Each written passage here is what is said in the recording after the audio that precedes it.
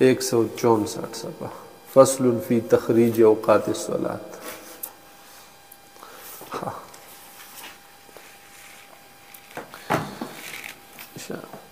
مورتا کتابی مورتا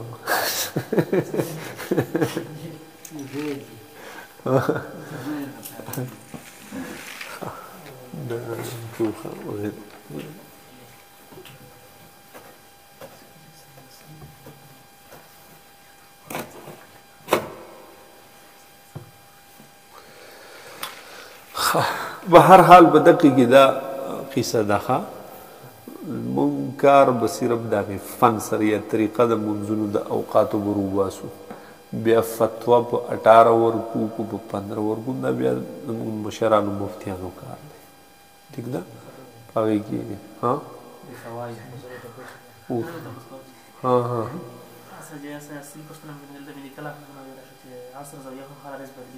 ها ها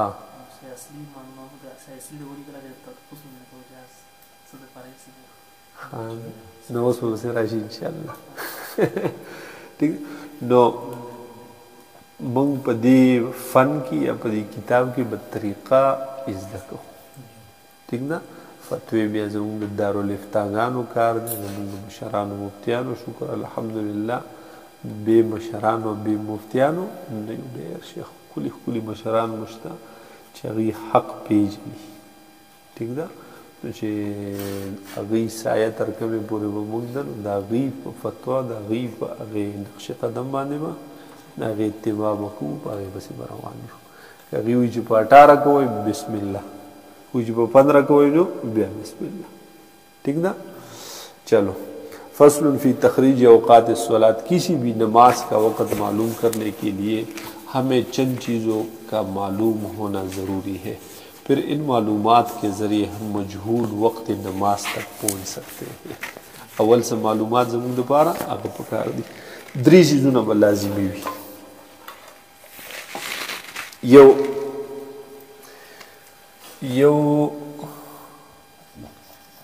طول البلد یو عرض البلد یو میل الشمس ٹھیک نا عرض البلد و ظاهری په بی سره ټول بلوغو کې خودلی شي ٹھیک ده خو دغه آسان دی په دې قیدو کې استعمال دی نو دغه دا میل الشمس ډیکلینیشن دا په ډي سره ظاهر او په زه سره ظاهر ډي سره او په دې طول البلد کې به بیا دوه قسمه طول البلد دي طول البلد سره صرف زموږ واسطه راځي په نصف النهار کې نور اوقاتو کې به صرف د دې دوه سره راځي یو بل د زاویه شمس زاویه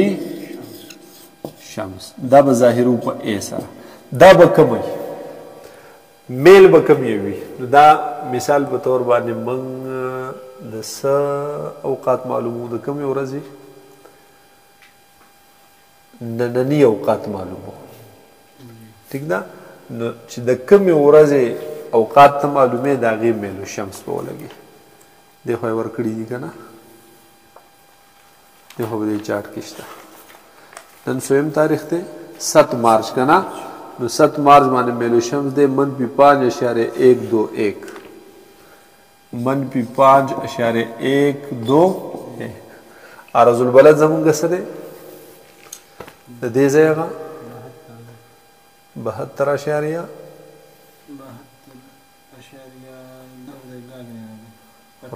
یو برق برا دا 72.542 دا شو ٹھیک ده طول البلد څه شی دی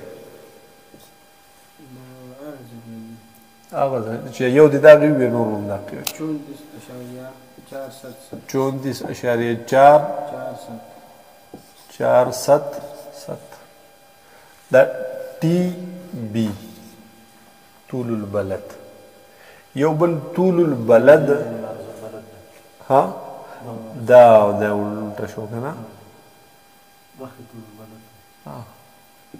34.477 دا طول البلد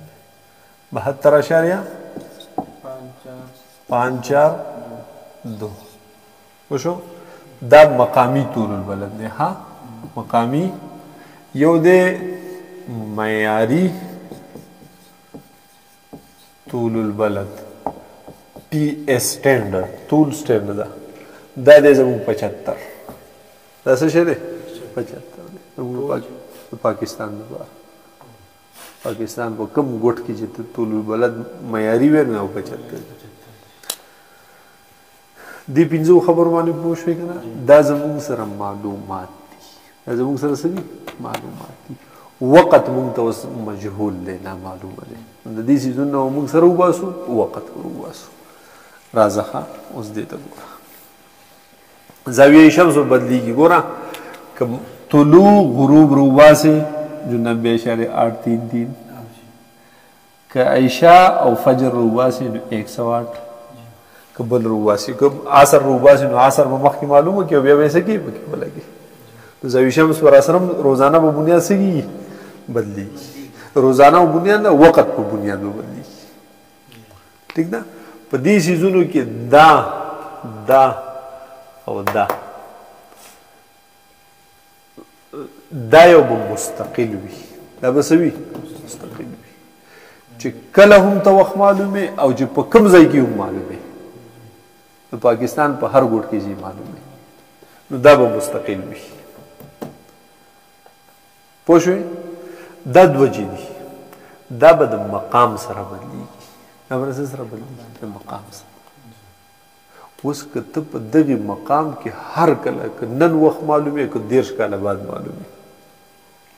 او طول البلد به یو وي خو چې د دې مقام نه وخوځې بل علاقې ته بلې ضلعې صوبې علاقې ته لاړ شو بیا به بدلیږي دا دوه به د چا سره بدلیږي د مقام سره او دا میل چې دی نو دا به د ورځ سره بدلیږي هرې ورځې ځان ځانله میلي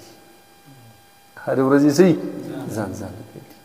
بیا موږ په دې کې ویلو منطقه حرام منطقه معتدله کې د ورځې لپاره یو میل پوره دی که نه او که شمال او جنوب طرف ته قطبینو طرف ته لاړ شي نو بیا د ټیم لپاره یې بدل کا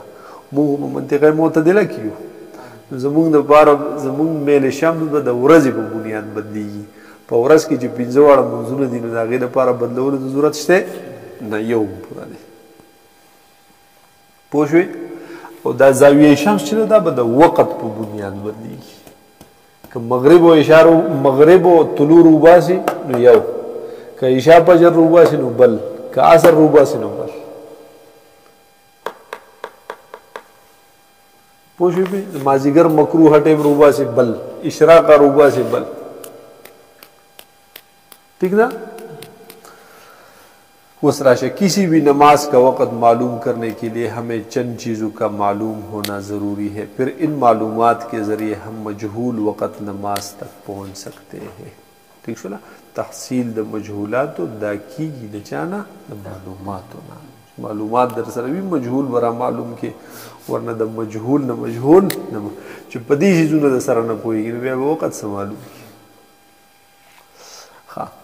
نمبر 1 جس مقام کے اوقات صلاۃ معلوم کرنا ہے اس کا عرض البلد جس کو ہم بی سے تعبیر کریں گے مقامی عرض البلد عرض البلد کی بیا معیاری نہیں خواہ معیاری صرف طول البلد کی ہاں نمبر 2 اس دن کا میل شمس جس کو ہم ڈی سے تعبیر کرتے ہیں نمبر 3 زاویہ شمس جس کو ہم اے سے تعبیر کرتے ہیں پوچھے پہ ہم پہلے پڑھ چکے ہیں کہ صبح صادق اور عشاء کے لیے زاویہ شمس 18 یا 15 درجے زیر افق لیا جاتا ہے جو ہمارے سمت الراس سے 108 یا 105 درجے ماخرو ور د افق نه 18 یا 15 د سمت الراس هم سوروي ځکه 90 وزر نورمال ګری شو کنه خاجی اس لیے کہ سمت الراس سے افق 90 درجے ہے تو 90 جمع 18 108 یا 90 جمع 15 105 طلوع و غروب کے لیے زاویہ شمس 0.8330 افق لیا جاتا ہے جو سمت الراس سے 90.833 طلوع غروب د پاره وسالو 90.833 قدوتینا نو سره ملګری کیم کړ پوښو نماز اشراق کے لیے زاویہ شمس اے سمت الراس سے 88.6 लिया जाता है। फ़र्ज मुझ न दे फ़र्ज मुझ न मालूम। गुरूब आफ्ताब से पहले असर का मकरूह वक़्त कदी ख्याल करें नो फ़िक़्ही किताबों की जदी अगर वक्त नाक़िस ची शुरू शी पोशे दागे द पार ज़ाविया शम्स 87.7 बाज़ कुलियात में ज़ाविया शम्स का एतबार सिमतुर्रास से नहीं बल्कि उफ़ुक़ से किया जाता है। ये कुलिया बगिदा से ना चाहे सिमतुर्रास ना औक़ात हिसाब न लगी बल्कि दस नहीं लगी नो उफ़ुक़ ना तो जब दगी क़ायदा के ता औक़ात मालूम है दोनों भी इंशाअल्लाह रूबासो पर यो बुम रूबासो पर बल बुम रूबासो तो कदागे उफ़ुक़ वाला बांधे औक़ात रूबासे तो ब्याह 108 और 105 और 90.833 तनज़े बल्कि ब्याह दो उफ़ुक़ नहीं सब दो उफ़ुक़ ना 18 या 15 या 0.833 दसी पोशे पे अगर 90 जमख की कम देगा बती न लगी की बाज़ कुलियात में ज़ाविया शम्स का एतबार सिमतुर्रास से नहीं बल्कि उफ़ुक़ से किया जाता है। लिहाजा इस एतबार से मुख्तलिफ औक़ात में ज़ाविया शम्स कुछ और बनेगा। झील में दोनों तरीक़ों से मुख्तलिफ औक़ात के लिए ज़ाविया शम्स यानी एक ही मक़दार लिखी जाती है। दादी पूरी पे ज़ाविया शम्स असिमतुर्रास 105 108 90.833 से ज़ाविया शम्स अज़ उफ़ुक़ उफ़ुक़ ना ब्या -18 -15 से कुछ बला दे देगा ना पैदा चाश का मुस्तहब वक़्त तुलुई आफ्ताब और निस्फ़ुन नहार उर्फ़ी के ठीक बीच का वक़्त है। तुलुई आफ्ताब होता मालूम को और निस्फ़ुन नहार दिन मालूम को दा मंझ के दा वक़्त जायज़ा वाखल जी 16 वक़्त है मसलन 5 घंटे हो तो दा चाश द पार हम मुस्तहब वक़्त कम होने दा तुलुई आफ्ताब जो बस टाइम शे हो तो दा अगी सरा दा निस्ब जमा का फ़र्क तारी इस तरह बेरी तनसीब होगा ना अन्य सब सरा जमा का दाना चाश बेहतरीन वक़्त है लेकिन बिलबरस दसी सार पो 6 बजे तुलु वशवाला 12 बजे बांधी निस्फ़ुन नहारो तो मंस के 100 गिनती दी 7 8 9 10 11 12 शपा गिनती दी 6 तनसीब को करना सब राशि 3 दे सर जमा का नो दा मुस्तहब वक़्त ना नहारे ये दागे न मन भी के जुबिया मुंदा कनो राशि द चाशते वशवाला देखिए जुदा इस्तलु ताला देर पारा ज़ाविया तो ज़रूरत निश्ता बल्कि दक दो तनसीब को अदा के न मालूम है दलेश हाँ 12 बजे निस्फ़ुन नहार हाँ 12 बजे दाखु में सब ऐसे फ़र्ज़ को ना बिल फ़र्ज़ पे ये औरज़ माने पे 6 बजे तुलु वशवा पे 12 बजे निस्फ़ुन नहार शियो ठीक ना मंस के 16 घंटे राली शपग नो तनसीब चीज़ों को 16 दी जोड़ी शुए द्री दा द्री दा दे तुलु सारा जमा का नो दा चाश वक़्त शो दा साख वक़्त शो तो मतलब दारी निस्फ़ुन नहार दा वक़्त हाँ और तुलु वक़्त दे की बदल दे मंस की जिला कम वक़्त है चाश मुझ को बता दे मंस की ये ना पदी दौरान की माखाम खुद किया ख्वाब भी नहीं बिया है ना तो पदी की खुद दी दोबारा बिया खब मुस्तहब टाइम कमी हो दे नंदा के तरीक़ा मानते पूछो चाश का मुस्तहब वक़्त तुलुई आफ्ताब और निस्फ़ुन नहार उर्फ़ी शरई न गुरे हाँ उर्फ़ी आगा के ठीक बीच का वक़्त इस मौका पर रुबाई नहार से नहार उर्फ़ी मुराद है शरई नहीं या तदव्या द चाश दवा पारा वह चिकला रुबा द नहार तीरशी नबिया द चाश मुस्के खुशी भी खुद दी नहार नब उर्फ़ी नहार मुराद भी फजर न ची शुरू शी और दन सर पूरी भी तो गुरूब मोरी दा दे सब शो ना ये गुरूब अदा शो उदा शो उदा शो उदा शो तो जिसार दे टाइम न रहा टाइम ही मालूम का टोटल नहार और भी सारा मिसाल बतौर 12 घंटे नो रुबा सोर राजी 3 राजी का ठीक शो नुचे फजर बानी 3 दे बानी 3 3 घंटे पे तेरे शो जो बस बिस्मिल्लाह